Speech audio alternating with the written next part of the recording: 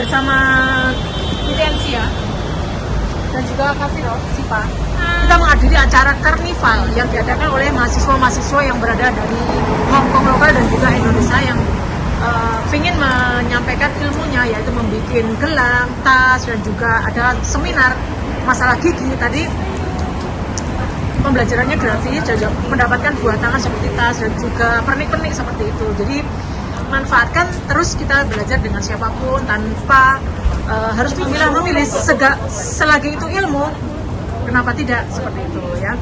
Jadi dapatnya sedikit juga alhamdulillah, ya Allah bukan yang banyak. Kita hari ini kan telat semuanya, jadi nggak masalah karena banyak rute yang harus didatengin, jadi nggak masalah, yang penting tetap semangat, semuanya dapat dan belajar lumayan.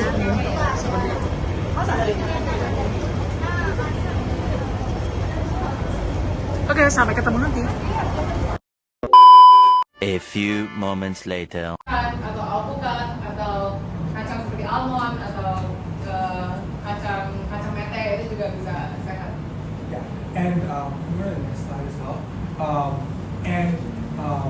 Sorry, previous slide. One thing I wanted to point out is fruits are sweet too, right? Yeah. Everyone knows Fruits that. are sweet. Buah itu juga manis kan, banyak konten gula. Yeah.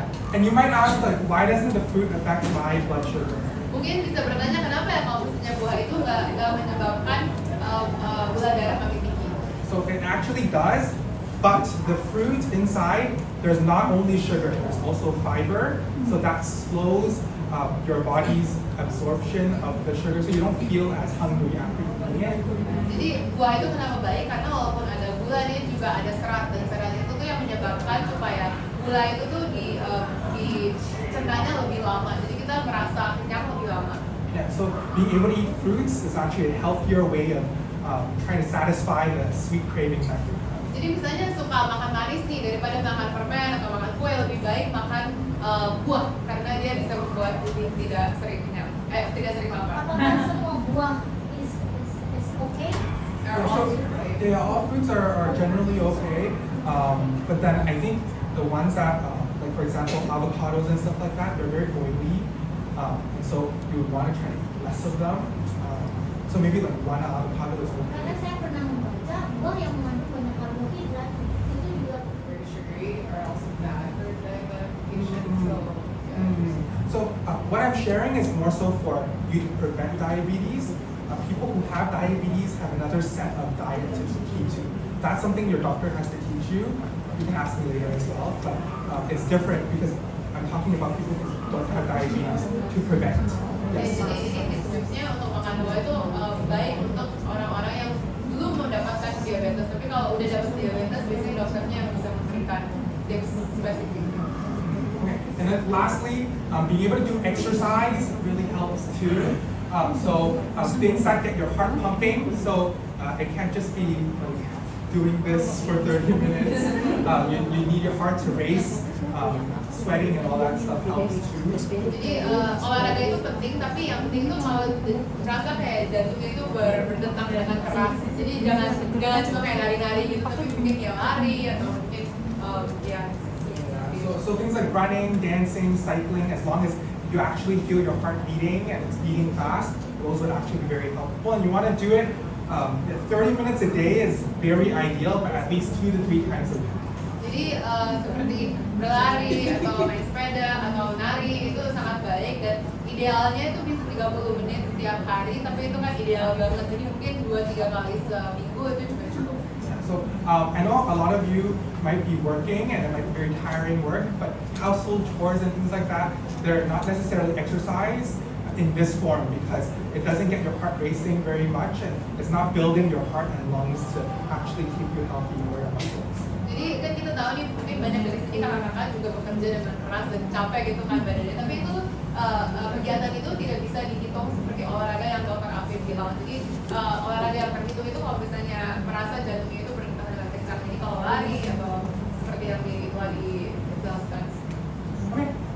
And then last thing is just sharing very briefly. If you do have diabetes, there's ways to treat it. So there's different medicines that you can take, or there's insulin. So it's just being able to replace what your body can't make. And then what you need to do is you need to test your blood sugar, and eat small frequent meals at A few moments later. Also flossing at least once a day. I mean, of course, more is good, right? But at least once a day. Jadi pakai benang gigi juga setidaknya tuh sekali sehari, tapi kalau bisa lebih sering lebih baik. It's a habit that it takes effort to develop, but it's very possible to do every day. Ya jadi itu harus dibangun setiap hari, dilakukan setiap hari. Yeah. So other things could include like using mouthwash.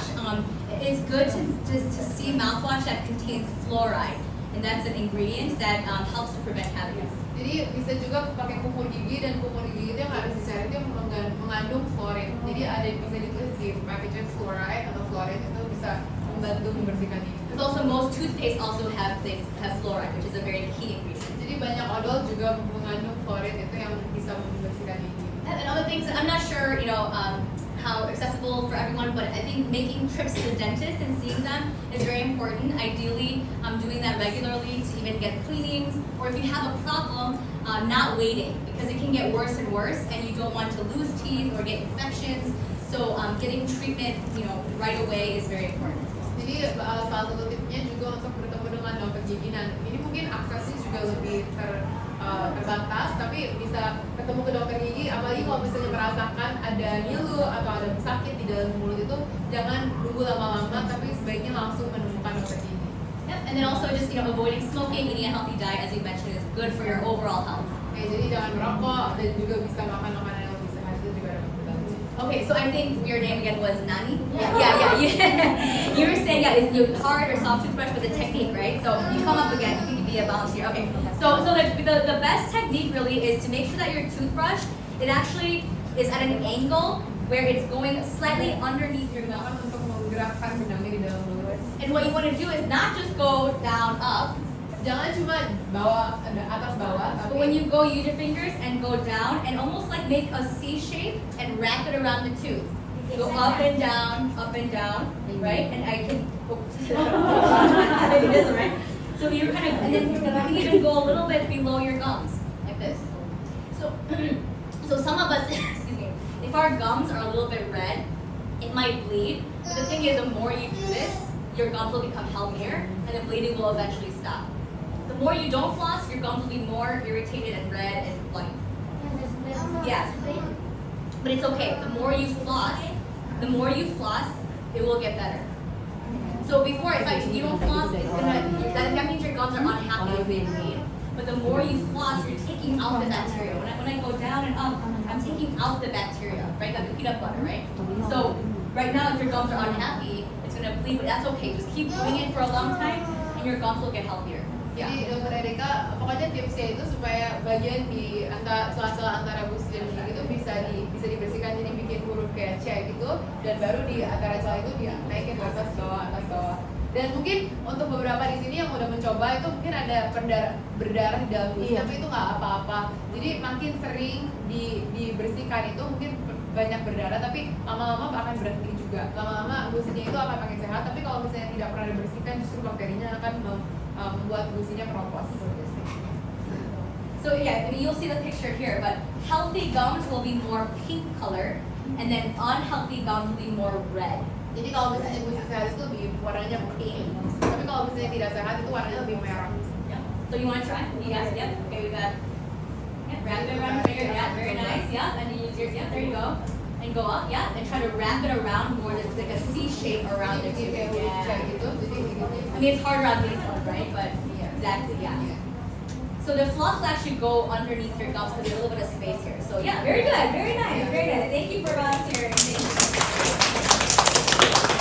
So I think if you just focus on even those two things to floss regularly, I think it will improve your gum health a lot. If your gums are not. A few moments later. Look in the mirror and you can stand in those seconds, okay? So thank you so much for coming. It's been great. And you can talk to me. Ya, mau bertanya begini. Gigi itu more kan posisinya seperti ini. Kenapa semakin ke sini? Khususnya saya ya, itu gigi posisinya kok bergerak gitu. Ada yang ke dalam itu berkembang atau gimana posisi gigi itu? Belum, emang masih It's actually Well, there's different reasons. So, like, if your teeth are moving because, let's say, for people who have gum disease, they will move because their teeth are loose. Or if there's kind of movement, like side to side, where it's like what kind of movement? Like geraknya kayak gimana ya? Kayak seperti ini ya, saya sendiri ya. Sebelumnya tuh rasa ini masuk ke dalam itu perubahan berkembang atau gimana itu Gigi? So she said that her bottom teeth, it used to be straight, but now it's like crooked, so she doesn't know if something happened. Well, it's actually they do move and shit actually. Jadi itu biasanya bergerak dan ya biasanya Bukan normal. berkembang. It's not like it's growing or something is. It shouldn't be, but I think what's it called? Like if you have like gum issues and there's not enough bone to support, like I was saying, then your teeth might move more. So I'm not sure what it for her, but generally, for example, if you have braces, the reason why we have to wear retainers is because it will change and shift. People who have really straight teeth, it's actually common for the teeth to actually move and shift a little bit over time. Jadi sebenarnya pergerakan sedikit itu normal, tapi mungkin juga bisa disebabkan oleh radang gusi. Karena kalau radang gusi itu kan tadi kan radang gusi kan menyebabkan tulang di bawahnya itu kan keropos. Jadi kalau tulangnya keropos lebih gampang bergerak. So for example, like some people, if they're missing one tooth, it's common for the other teeth to start moving and shifting inside. If there's any space. Ya, jadi misalnya kalau misalnya giginya misalnya copot nih satu, biasanya yang lain tuh akan mulai bergerak. Ya. Ini nggak ada yang copot atau gimana, tapi semakin ada pergeseran gigi ini ada pergeseran ke dalam. Oh, she feels like the teeth are moving inwards. Yes. Like inwards. Like going this way. Yeah. This way. Yeah, I mean, I feel like again, it's some movement is normal, but then you might want to, I guess if there's less bone, there'll be more movement and more mobility generally. But if it's like more, let me show you something. Bermasalah itu kalau misalnya cuma bergeser doang itu giginya nggak bagus. And that might be a concern where your gums are not healthy or your bone. You might have gum disease. Kalau misalnya giginya bisa gerak maju depan kayak gitu dengan mudah, itu berarti ada radang gusi. Oh ya. Yeah. So I mean, some people, they might get braces like later, and then to straighten it or remove your teeth. That's the best way to like correct any malpositioning. You wanna help me? Yeah. Slight moving is not too abnormal. Yeah, especially if you have any space between your teeth. Yeah. Mengerti? Iya, pokoknya tanya ke dokter giginya aja. Terus kalau misalnya emang ada pergerakan sedikit itu tidak apa-apa, itu seperti normal juga. Maksudnya kan sekarang di usia 40 nih, 40 tahun dan semakin tahun itu gigi semakin masuk ke dalam. Jadi untuk mengatasi itu bagaimana itu perkembangan masih berkembang itu tadi kan yang saya tanyakan berkembang atau emang gusi saya itu agak sakit saat ini. So she's afraid that like after 40 years old, like the teeth will keep going inside, and that her gums are quite hurt for her. Oh, they do hurt. Yes. Yeah. That's why I think if you go to a dentist, they can actually let you know if you have any problems with your gums, because that will only make it worse actually for the teeth to move. So I think the best thing is to go to a dentist and they can see exactly the condition of your gums and the teeth and how things are. Yeah. Jadi yang paling bagus itu ibunya ke dokter giginya sendiri untuk tanya gimana ke depannya gimana, karena kan bisa jadi kalau melakukan step yang salah nanti malah jadinya makin parah buat ibunya. Because X-rays will also show like how much bone you have, and if the less bone you have, the more likely your teeth will move. Yeah. Kalau tulang ibu makin sedikit, makin mungkin gigi ibu bergerak. Yeah. So yeah, it'll be good, especially if you feel uncomfortable in your gums. It'll be very good to go see dentists, get like cleaning, and then start to really, for at-home practices, keep your oral hygiene. Yeah. She's asking if there is a toothpaste without fluorides. They do have some without fluoride. Yeah.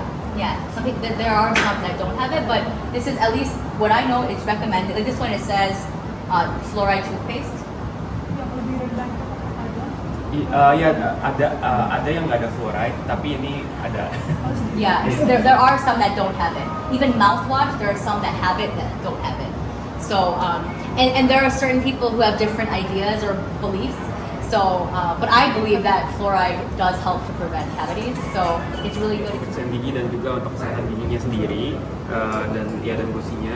Tapi jadi sebenarnya dokter Erikanya sendiri menganjurkan juga kalau yang ada fluoride. Kalau sering keluar darah atau pas menyikat gigi, apakah itu sering dari sedangkan pagi setiap malam itu pakai So she's asking if she keeps like brushing her teeth like twice a day and it keeps always like bleeding. Like what does that mean? Yeah, so I think many people, because they don't floss, that's a big contributor to why they will still bleed. Yeah, I mean, there are other like health conditions that might make.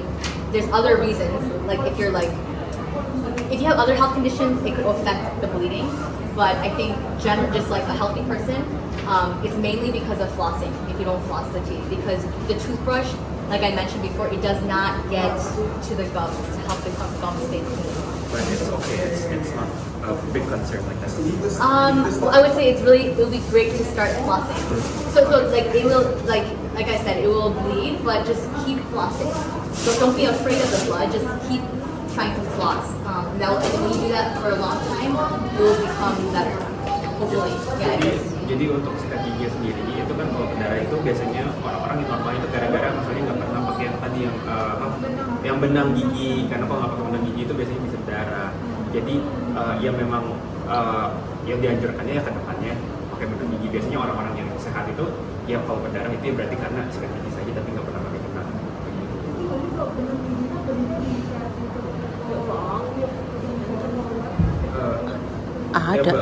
Like the floss, where do you buy it? Oh, you can buy anywhere, at any parking shop. Yeah, you can buy it.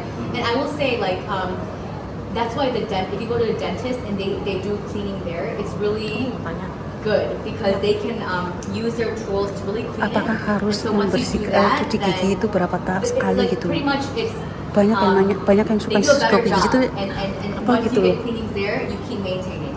So I mean, they recommend actually going to a dentist every 6 months so that you can get that cleaning, and then you do it at home, like brushing, flossing, all that. But if you can visit a dentist, then that will be very good, because if you have a lot of bleeding, that will be very helpful to have a dentist do it. Yeah. Saya mempunyai anak nih 9 tahun gitu. Nah, giginya itu rusak, nggak mau copot, terus ada gigi lagi tumbuh di sini. Di gusi, tumbuhnya di gusi itu bisa dicabut atau dibiarin aja. Untuk sekarang udah dibawa. Harusnya nanya ke dokter. Yang gigis, yang rusak itu sudah dicabut, tapi yang tumbuh itu masih di atas. Itu gimana dicabut atau gimana solusinya? So she has a 9-year-old son, and basically there's a teeth that is growing on Ini yang perlu the gum. dinanya-nanya. And then so if the one that's still growing is still on the top part of the gum itself. Right there, right? Yeah. So like what to do with that? Yeah, I mean, those cases is probably best to get like an oral surgeon. They have oral surgeons that can remove it. Yeah, but I'm not sure exactly the condition or where, if it's a. Tapi udah dibawa ke dokter gigi kan? Dokter Dokter giginya bilang. Dokter gigi bilang yang gigi itu udah dicabut, sekarang udah dicabut, dan untuk yang tumbuh itu dibiarkan, katanya dia mencari jalan sendiri. Itu gimana? Iya berarti ya. Because I wonder if because 9-year-olds, they're supposed to have it come out. Oh, so you already went to the dentist. So like the dentist already take out one of the teeth, and then there's another one that is still growing on above, and then the doctor said that just let it find its own way first. Well, and then where the teeth go. I mean, it's hard for me to say because I just see an X-ray to see what's going on in the position. Jadi kan dokter Erikanya juga nggak lihat secara X-ray-nya gimana bentuk giginya juga. Jadi ya. But maybe you can ask that dentist like how long to wait, because if it's preventing that small tooth coming out. Tooth. Yeah, maybe this is not coming out, right? On top, Yes. right? Yeah. So that's why I'm not sure that distance, like how long to wait, but Anakku if juga you can kemarin ask dua them, yang orang because Hong Kong. sometimes teeth can move in a position, but for example, if it's stuck, then teeth cannot move anywhere. So maybe for example, in some situations they might like remove the baby tooth, so there's more space for it to come down. But I'm not sure the exact situation. Yeah. Jadi ibu harus tanya aja sama si dokter giginya itu si giginya sendiri itu berapa lama tunggunya dan nanti kalau misalnya udah ditanya berapa lama tunggunya untuk si giginya tunggu atau enggak ya nanti mungkin dokter bilang tunggu berapa bulan atau berapa lama nanti butuh dicabut atau bagaimana. Because in that picture, what I see again just from the picture is that because this tooth is still there, there's no space for this tooth to move. Yeah, that's my question. Like, karena dari yang dokter Erika lihat di sini sekarang sebenarnya tidak ada space buat dia turun ke bawah. Tapi ditanya aja ke dokter Erika kan dokter Erika kan nggak tahu juga kan spesifik situasinya bagaimana. Ini gigi udah yang di atas itu udah tumbuh besar gitu. Tapi Iya, jadi ibu harus tanya ke dokter giginya itu gimana nih berapa lama saya harus tunggu apakah masih perlu tunggu gitu karena iya. saya itu rencana mau pasang pagar gigi itu biar rapi kembali. Boleh nggak? Berarti dia kesini dia yang butuh itu. Untuk ini Makanya kesini. because she's planning to have the her kids to get the braces. braces. Yeah. Or should she wait until it gets like that teeth gets blocked? I don't want to say because I cannot. Iya bu, cannot jadi see, you know? si dokter ini juga nggak tahu bu jadi kan. The nerve in your eyes. Yeah. Not by just removing the tooth, I think, but like, yeah. Generally speaking, no. Yeah. Enggak. Yeah. Generally enggak. Biasanya enggak. You know the Very scary. Yeah, no. I mean, there are nerves that are all connected, you know. But I think in this situation, it's more like maybe a question is, should the baby tooth be taken out? That's my question because the baby tooth is still there. Yeah. So. Jadi pertanyaannya lebih ke arah itu giginya perlu dicopot atau tidak, tapi kalau nggak apa-apa itu tidak yang tidak ke efek nggak berefek ke saraf mata itu. Maybe, yeah, or at least just by taking a tooth out, it shouldn't. But I don't know the exact position or situation, so I don't want to say, right? I mean, anything can happen, like your body, anything can happen. But yeah, I would just go ask the dentist again, maybe. Iya, tanya ke dokternya langsung. Karena Yeah. 10 menit. Yeah. Yes. Thank you. What is it for? Like, At a dental office. di dokter gigi kan?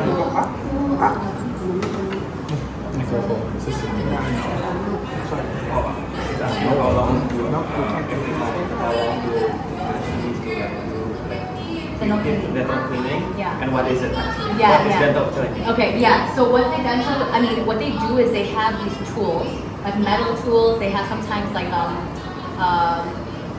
they say it's an ultrasonic, but it can pretty much they use techniques to get very clean in between areas that your toothbrush cannot. So it's a professional cleaning.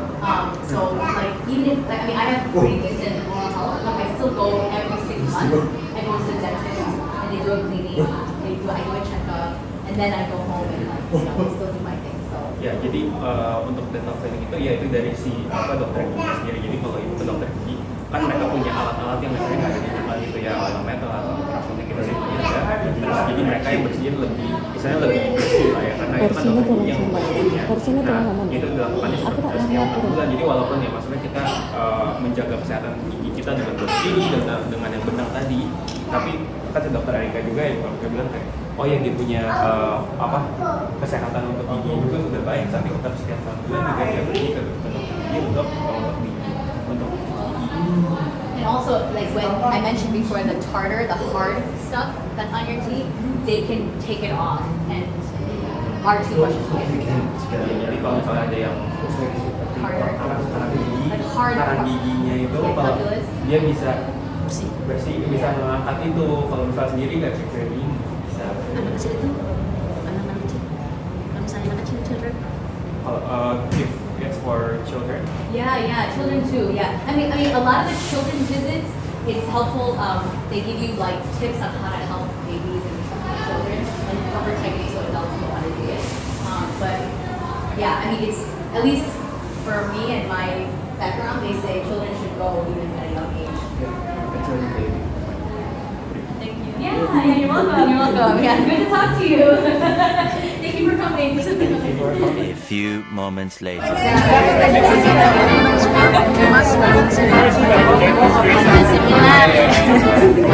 Kita ada di acara Carnival bersama teman-teman mahasiswa. Tahu mahasiswa dari mana? Speaker full up. Like next to. Thanks.